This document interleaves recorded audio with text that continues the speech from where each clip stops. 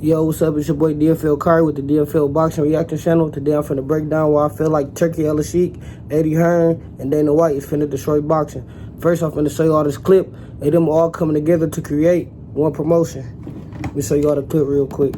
I gotta start off with this. This the bullshit.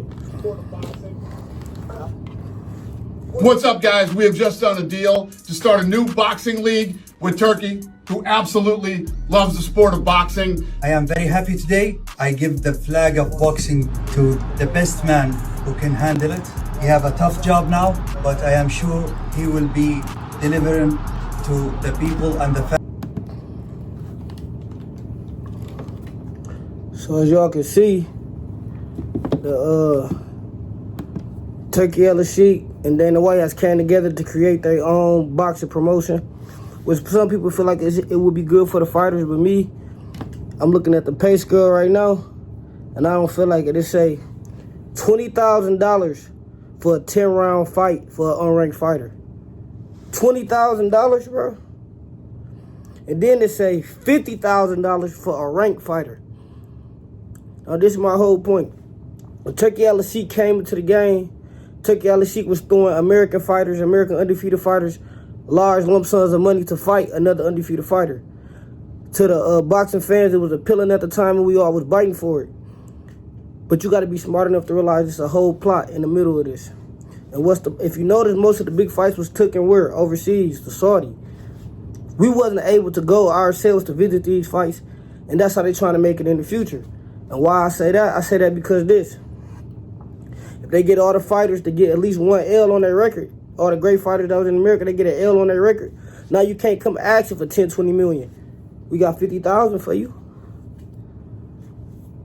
And they trying to get it to where, as in America, we got four champions to a weight class. Which I do feel like could be excessive at times, because sometimes fighters don't want to fight other fighters to unify. But what Turki trying to do is have one belt per weight class. Without a do, it'll make the fighters in that weight class all have to fight for that one title, so it couldn't really be nobody ducking nobody. And my problem with that is, again, I say, see, it's a fighter that's not ranked, or in they eyes that's not ranked, because Turki just purchased Ring Magazine, which I feel like is going to be another detriment to boxing, because now he control the rankings. So if you get a fighter that's not ranked, it just, man, it's crazy. I can't really too much elaborate on that, because I lost my train of thought, but I'm finna move on to my next topic. I want to show y'all why I feel like bringing Dana White into boxing was absolutely terrible and one of the worst moves that they could have made.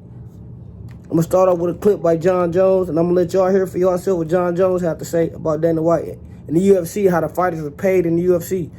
And I know y'all like the UFC and boxing is two different things, but if the promoter from the UFC is coming over to boxing, you know he's bringing some of his morals and some of his principles that he had over there. Let me go to that clip for y'all. Guys who are doing the absolute worst are not in a position that they could say publicly, I have a second job, I'm borrowing money from my parents. Right. I know so many fighters that are living in the Jackson's MMA gym because they can't afford to have their own apartment. And they're UFC fighters. He said he know fighters, UFC fighters that can't afford to pay for their own apartment. These fighters is cutting weight, risking their life, working hard for this, and they can't afford an apartment. So why would we want to bring them type of ethics to the boxing game? And that's not the only person that complained. I'm finna pull up another video while we at it so I can let y'all know how I really feel about Dana White coming into boxing. Here we go. Hey guys, $500. Hey, you want to be a UFC fighter? $500. Let me explain. If you guys have kids at home who want to be a fighter, let me explain to you the joy of being an MMA fighter. So, you know, you make it to the UFC, you get signed, and now you fight for 10-10. So you go 2-2, maybe they're boring fights, and the UFC cuts you. You've made a total of $60,000 your entire career. You have no other options because you can't be a part-time fighter. You got to be full-time. Right. So now you're a 24-year-old man looking yourself in the mirror saying, I spent my entire life doing this one thing. What do I do now? You go teach cardio kick. Wow. $500. He say if you make it to the big in UFC 2 fights, that's $60,000. So if you lose your whole career, all you made was $60,000. See, in boxing, people down the sport because People fight journeyman. That's a part of the sport, fighting journeyman, and they fight 10, 20,000. That's what American fighters get for, American boxers get for preliminary fights, 10, 20,000. So, y'all can say boxers are overpaid or whatever y'all want to say, but they get in there, they getting hit, they taking punches, they bleeding after the fight, they going home with concussions probably, and long-term issues that's yet to be determined because nobody really did a full study on the after effects of boxing. So you want somebody to get in the ring and risk their life for 10,000? I just really can't be smooth with that. Then I seen some clips of Turkey's always publicized as being some type of boxing hero, savior, some type of nice guy. I found a couple clips of him actually in action, and you can really see the side of Turkey that he really don't want to show. I'm gonna pull up this first clip. Turkey arguing with Martin McCauley.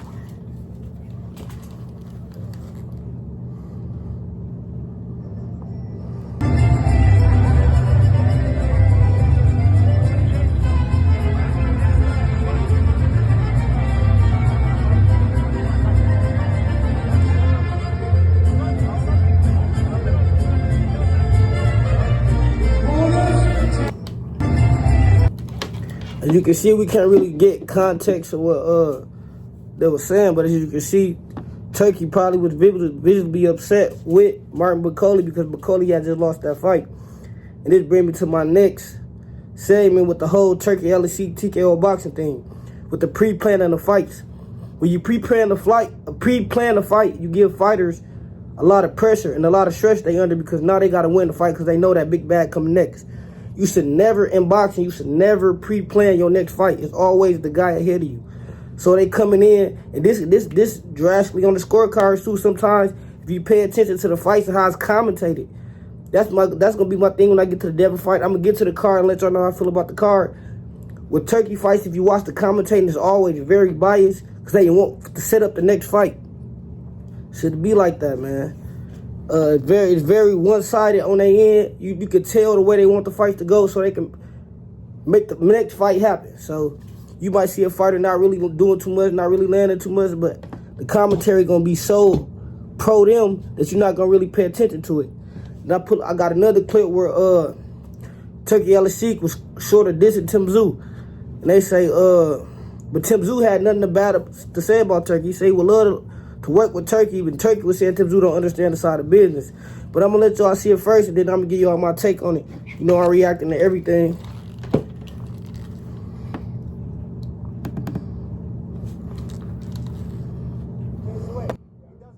I will not work with Temzi. Well, what happened? Let him in his way.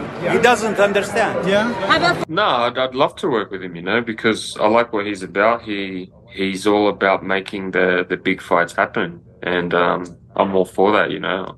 But I've got a team, you know, I've got a professional team with me, and everything is organised through. Don't Turkey want to work with Tim Tszyu? If Tim Tszyu willing to work with him, he willing the big fights. What Tim Tszyu said, if y'all really can grasp what he said, in short context, he really said, yeah, I love the big fights, but I need big pay to go with the fights.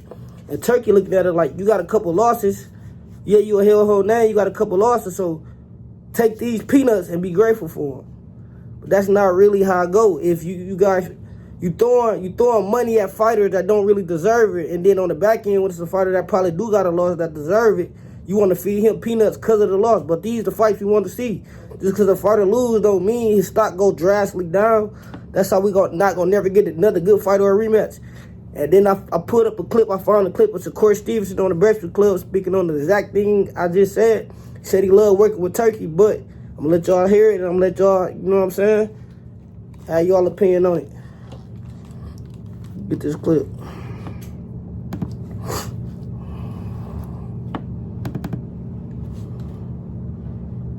Really been taking over boxing and investing a lot of money into boxing. I like it. It's kind of like a gift and a curse because I feel like he want to make the biggest and best fights happen, but also he got to know like what fighters is the best fighters. Like he got to understand the sport of boxing a little bit more too. So I like it, but still it's like I want him to like do a little bit more homework and understand like who is the best fighters, and if you want the best versus the best, make the best versus the best, not really the. Can you talk about the little I guess, not disagreement, but miscommunication you had with him, because you fought in Saudi against Padley. You said you had the biggest bag of your life over there, and you made easy work of Padley. And you had a 2-fight deal with Matchroom, and then for this Ep2 fight you put out on social media, they promised me a certain amount of money, and now they back. That just proved my point. They offered Shakur a set amount of money to fight Floyd Schofield, right? Floyd Schofield pull out the week of the fight. They bring in number 7 ranked Josh Padley. Shakur make easy work of Padley, stop the boy in 9. To them, it's not so amusing to the eye because it's not a bubble rocky fight back and forth. That's not American boxing. That's not realistic. Don't nobody fight back and forth. They try to make boxing more theatrical. Shakur Stevenson is undisputed in weight division. He 2-time world champion. Whatever the case may be, all his accolades, I can't remember off the back right now, but he's a well-established fighter. You just get this man a bag. Then on his next fight, you give him a smaller bag to fight a tougher fighter. Y'all just said Josh Padley was an electrician, but paid him well. So when y'all want him to go face the dog, you want him to take less to face the dog? That's what I really don't understand. But this bringing me to, man, I know y'all was all disappointed. I was disappointed too. This will really make me make this video. Boxing is going down a very, very bad road right now.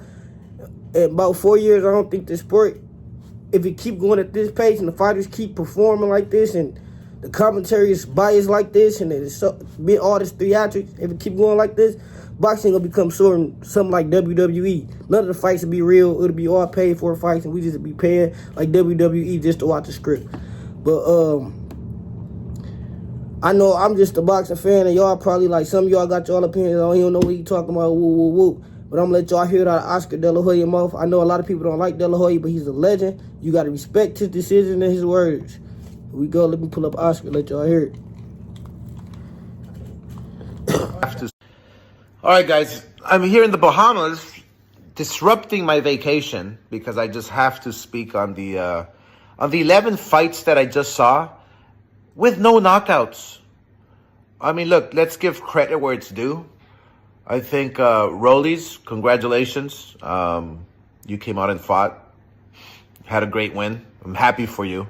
Really am. You're a nice kid. Teofimo was the only one that probably came out and tried to entertain the fans with what he had to work with, you know? And I feel bad for Turkey. I really do. They didn't have a fucking hotel room for me.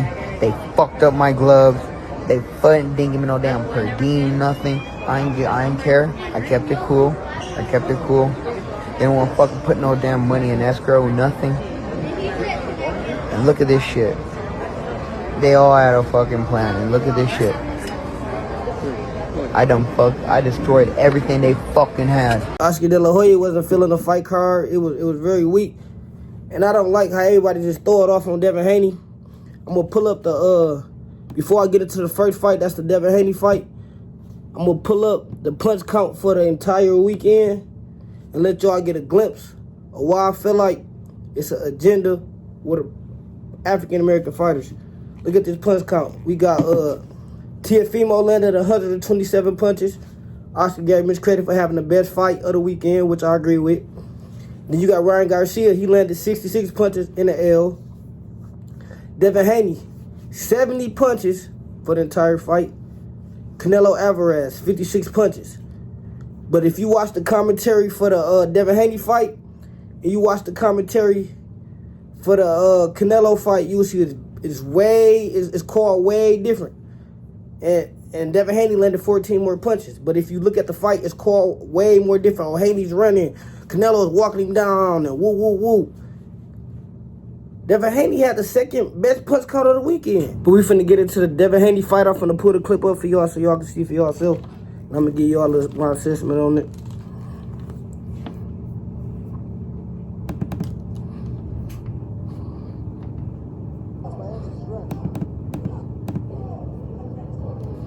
By any stretch.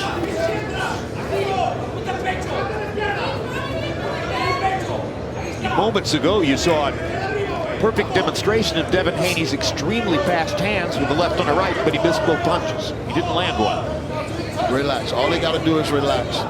Fight relaxedness. Ramirez now with a little cut under his left eye, probably from that jab.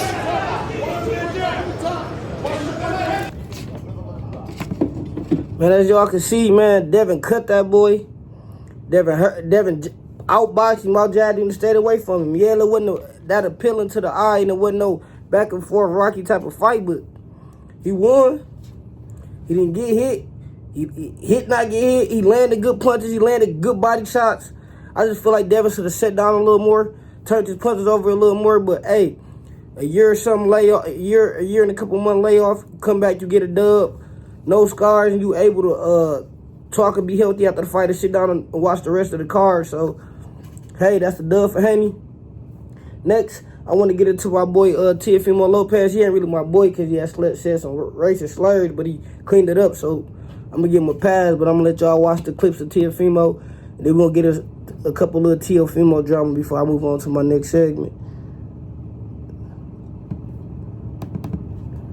The best things Teo's doing tonight is that he's not staying in there too long. He's getting in and he's getting right out. But he has swaggering confidence as he goes through the round. He knows that he's probably well ahead in the fight. He's landing the shots he wants to land. He's going to walk away.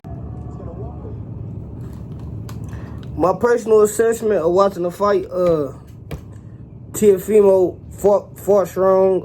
Defense kind of lackadaisical at times. Feel like he need to be a lot better. A lot better on the defensive end, but he threw hard punches. He came to fight. Hit, not get hit. But he kind of stepped a little more than Devin Haney. But he kind of used the same tactic with the hit, not get hit. Classic boxing. After the fight, Teofimo called out Gerard Booth Ennis, which I think is absurd and very, very mentally alarming. You don't want none of Boots, bro. Yeah, that was a good performance. You came back, you did your thing, but you don't want none of Boots. And I'm going to be the one to tell you, if that fight was to happen, I'm taking Boots by a late stop. I mean, an early stop. I ain't mean to say late. I'm taking Boots by an early stop because that's wild. That brings me to my next one, Ryan Garcia in the Rolly fight. Now, back to the whole point of this, my whole topic of I feel like Turkey ruining boxing. Rolly put out a clip after the fight saying he wasn't accommodated for a room and didn't have he wasn't taken care of properly before the fight. Hey, like I say, they had pre-planned fights. Everybody know they want the Devin Haney versus Ryan Garcia 2, so they looked at Rolly like a stepping stone. He got 2 losses. Ryan finna run through him and knock him out. But what did y'all forget? That Austrian boy, that steroid, you a different dog without that steroids. The people, 0.6% don't make a difference. I seen the difference. In this body mass and everything, I seen the difference. So I'm gonna show y'all the Rolly knockdown. I'm gonna give y'all 2 different angles of it. I'm gonna give y'all the first angle of Ryan Garcia getting dropped by Rolly Romero.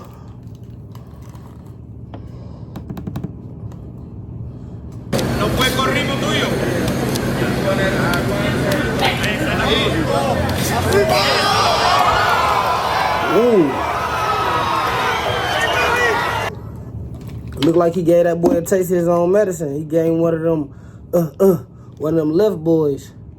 One of them left hooks. Look like a good left hook. Let me find the other one. We go to the other angle for y'all right here. I'm gonna find you. Here we go. You already know me, I ain't never gonna stop. Better hold me back, I'm a beast on lock. You don't feel the heat when I'm coming in hot. Victim. Ryan Garcia is a victim to the left hook. And that's not only with Rolly, that's with anybody that can, excuse me, anybody that can perfect that left hook. Ryan Garcia is a victim to it. He's wide open for it. I feel like, what's next for Ryan Garcia? I feel like he should go and just do the Devin Haney 2. No steroids. Let's get a fair one this time. But as far as any other big names, I don't feel like Ryan can get past the hump. Devin Haney is his best chance to reclaim his name of fame and show that he a real fighter. But what I seen from him this weekend was absolutely terrible. Landed less punches than Devin Haney. That says a lot. And they saying Devin Haney need to hang it up. So If Devin need to hang it up, Ryan Garcia most definitely should be right in front of him at the unemployment line hanging it up. For sure. And let me look at my notes. Ooh, I gotta show y'all this video. I'm glad I put it in my notes because I would have forgot. I've been putting my little personal notes in. After the fight with Roller, you can see it's a video that was leaked of Ryan Garcia crying in a car. And I'm gonna let y'all see that video, and I'm gonna give y'all my take of why I feel like he was crying in a car.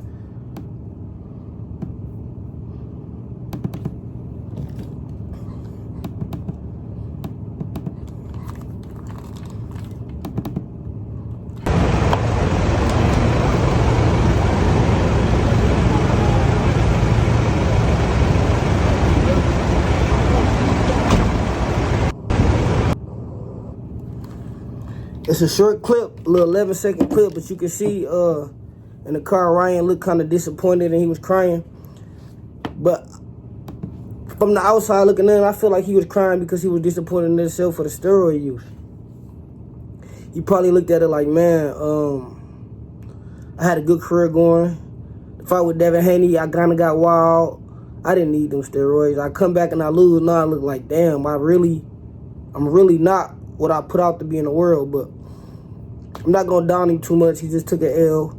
I just don't like the fact that he got caught with the steroids. I don't like anybody that drug cheats, so hopefully he come back as a clean fighter, and we get to see that Ryan Garcia versus Devin Haney too. And this is my the last little hurrah for the weekend. We got the Canelo score fight. Before I pull up any footage and show y'all anything and give my opinion, y'all, about the footage, I just want to say this right here. I don't like the fact that after the fight, Turki Alalshikh brought Terrence Crawford in the ring and was holding his hand like he was a child. And then they brought in another belt, some type of ceremony, like I said before, pre-fight planning. That's why pre-fight planning is the reason I feel like the sport is going down. If you look at the scorecards of the night that the Canelo fought William scored, they had Canelo unanimous decision, just winning the fight by unanimous decision. But if you go back and watch the fight, turn it down commentary-wise, William Score didn't do much, but Canelo didn't do much either. William Scholes looked like the fresher boxer at the end of the fight. But I'm going to pull it up for y'all and I'm going to let y'all see it.